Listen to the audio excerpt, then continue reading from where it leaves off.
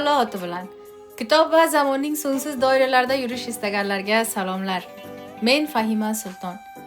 Yaqin kunlarda ulug' bobomiz Amir Temurning tuzuklarini o'qib tugatdim. Kitob juda qiziq va insonni tushunishga undaydigan mohiyatga egadir. Kitob ichidan sizlar uchun olintilar olganman. Ularni o'rtoqlashaman. Kitoboti Temur tuzuklari. Alixon To'ra va Karamotov tarjimasi. Alifbo o'giruvchisi Shayx Shahobiddin Yassaviy. Bosimga tayyorlovchi Muhammad Kozim Aminiy. Mazor Sharif Do'stlar bosmaxonasi 2023-yil. Alifbo o'giruvchining bosh so'zi. Buyuk Xoqon Amir Temurning tuzukotlari, ya'ni qonun, qoida, reja, yaso va siyosiy, nizomiy, ijtimoiy, diniy, huquqiy, ilmiy, sanoiy, moliy va ziroatiy yo'l yo'riqlari. Tuzuklar 1998-yili O'zbekiston Jamhuriyatida bosilgan Sharq yulduzi majallasining 8-sonida kiril hurufida nashr qilingan. Asar tarixi fanlar doktori professor Bo'riboy vositasi bilan tayyorlangan. Amir Temur Ko'ragon. Timur 1336-yili Samarqandga bog'liq bo'lgan shahri Sabz qishlog'ida dunyoga keldi. Otasi Barlos qabilasining boshlig'i To'qoy otli kishi edi. U 69 yil umridan 50 yildan ortig'ini savoshlarda o'tkazib, 7 va 8 yillarning porloq yuzi bo'lgan. 1405-yilda olamdan ko'z yumib, poytaxti Samarqandda ko'milgan. Temur tuzuklari haqida 2 og'iz so'z. Tuzuki Temuriy, Tuzukoti Temur. Temur tuzuklari uning aytganlari va boshidan kechirgan voqealarining to'plamidir. Bu asarning qo'lyozmalari va tosh bosmalari ancha ko'p tarqatilgan. To'plam toj egalariga ko'proq kerak bo'lganki, farqli tillarda tarjima qilinib, hatto ularning o'zar kitobxonalarida saqlangan. O'rnak uchun asar ilmiy ochiqlamalar bilan Ingliziston, Hindiston, Iron, Fransiya, Rossiyada tarjima bo'lgan. Zahiriddin Muhammad Boburning avlodi Shohjahon, Xo'qand xoni bo'lmish Alixon va Buxoro amiri Abdulahadxon o'z kotiblariga buyurib undan nusxa ko'chirtirganlar. Hindistonlik tarixchi Abdulhamid Lohuriyning asari Podshohnomada shunday yozilgan. Milodiy 1638-yili Mir Abu Tolib Husayniy Turbatiy degan kishi Shohjahonga Tuzuki Temuriyning forscha tarjimasini keltirgan. Shohjahon tarjimani ko'zdan o'tkazib, Qozi Kalon Mohir va yozuvchi Muhammad Afzal Buxoriyning qo'liga berib, asarni Sharafiddin Ali Yazidiyning zafarnomasi bilan solishtirishlarini so'raydi. Qiziq, bu tasodifmi yo qonun bilmadim. Temur tuzuklari ham Turkiston yo O'rta Osiyo to'proqlarida yaratilgan boshqa asarlar singari ilk o'zga yurtlarda o'zallik bilan Yevropada shuhrat topgan.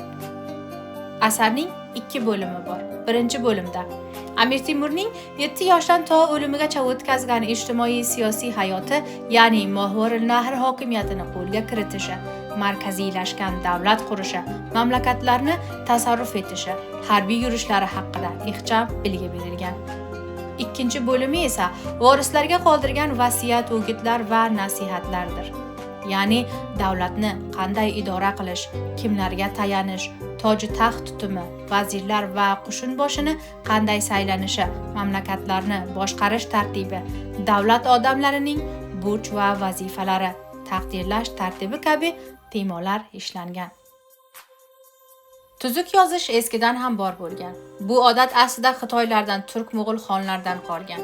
O'rnak turk xoqonlaridan qolgan qonunnoma, Changizxondan bilik asari, Xon Mirdan qonuni Humoyun, Ro'zixonning qalami va Shayboniyxonning buyrug'i bilan yozilgan Sulukul Maluk bu kabi asarlarda davlat idorasi, mansablar va vazifalar, xayr va sadaqa ishlarining tartibi, soliq solish va uni to'plash tartibi, harbiy yurishlar va qo'zg'alonni bostirish qoidalari yozilgan.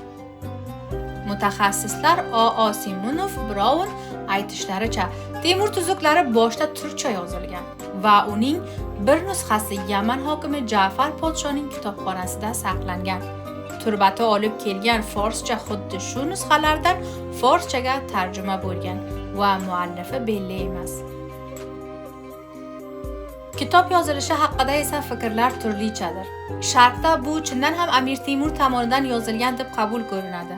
Temur va To'xtamishxon o'rtasidagi urush tarixlarini yozgan fransuz sharqshunos Mim Sharmuya va rus tarixchi Navochin tuzuklarni Temur yozgan va muhim bir autobiografiya asar deb aytganlar.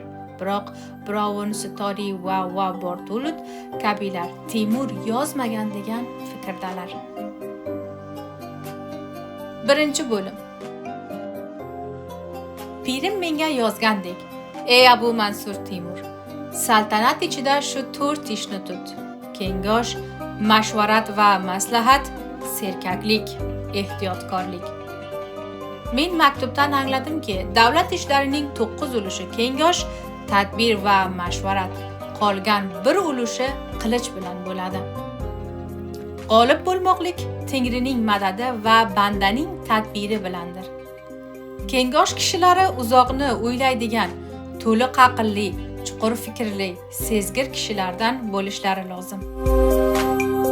Kengosh egalari birlik, ittifoq bilan so'zda sobit, ishda chidamli bo'lishlari shartdir. Tajribamdan belli bo'ldiki, kengosh 2 tur bo'ladi. Biri til uchi bilan aytilgani, ikkinchisi yurakdan chiqqani. Til uchidan chiqqanini eshitar, yurakdan chiqqanini esa quloq sirg'asi qilardim. Bir ishga kirmay turib, undan qutulib chiqish yo'llarini mo'ljallab qo'yar edim. Tajribali bir kishi 1000 kishiga ish buyuradi.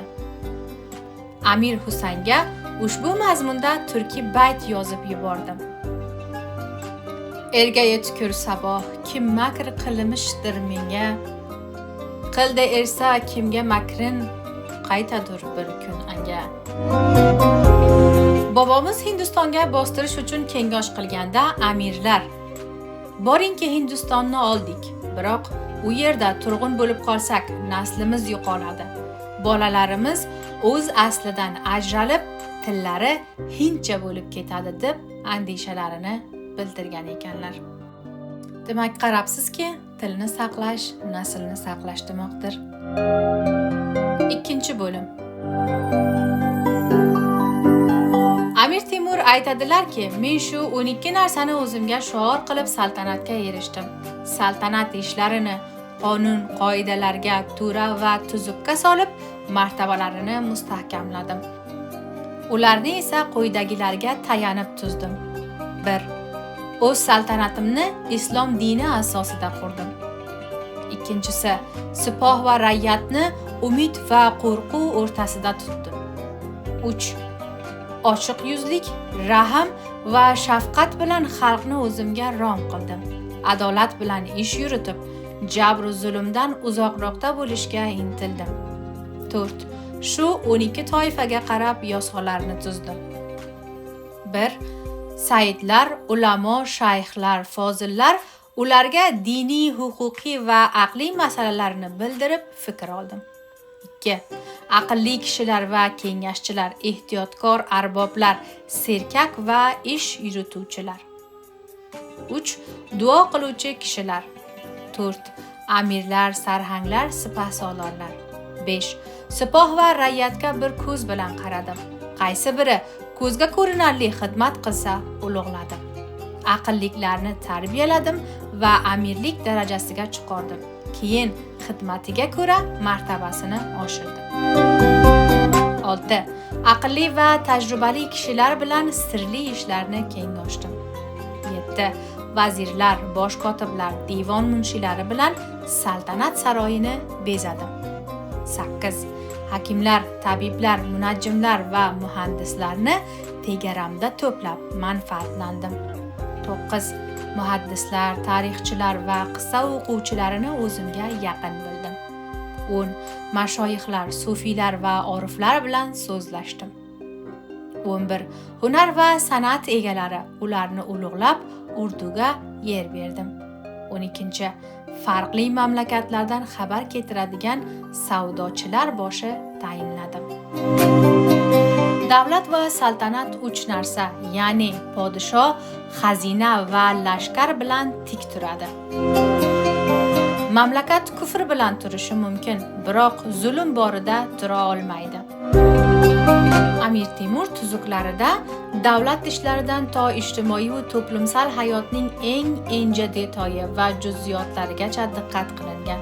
Vazirlar, amir, hokim va urdu saylashdan oling to jamiyatdagi gadolik qilib yurgan qatlam bilan qanday muomala qilinishi kerakligi haqida yosalar va qonunlar mavjud. Eng diqqat tortuvchi bir fakt bu kengoshlar va tajribalarning doimiy ravishda ko'zga tutilishidir. Tajriba bilim onasidir deganlari bejiz emas albatta. Men o'zim kitobda shuni farq etdimki, ancha toifiy yanglishlarga yo'l qo'yilgan. Ayrim yerlarda hech masofa qo'yilmagan va ayrim yerlarda masofalar juda uzab ketgan. Ikkinchi marta bosimdan chiqarguncha bu masalaga diqqat qilinsa yaxshi bo'ladi. Yana ayrim so'zlar ko'plari uchun notanish bo'lishi mumkin. Bu sababdan qo'ygan not tushib bilinadi. Bu ishni ayrim so'zlarda uchratdim, biroq unda ham bir qiyinchilik bor. Ayni so'z matnlar ichida oldindan o'tgan va so'nglarga to'g'ri esa ochiqlik kiritilgan. Shu kiritilgan oydinlik oldinroq olinsa maqsadga muvofiq bo'ladi. Bugunlik mendan shuncha, yaxshi qoling.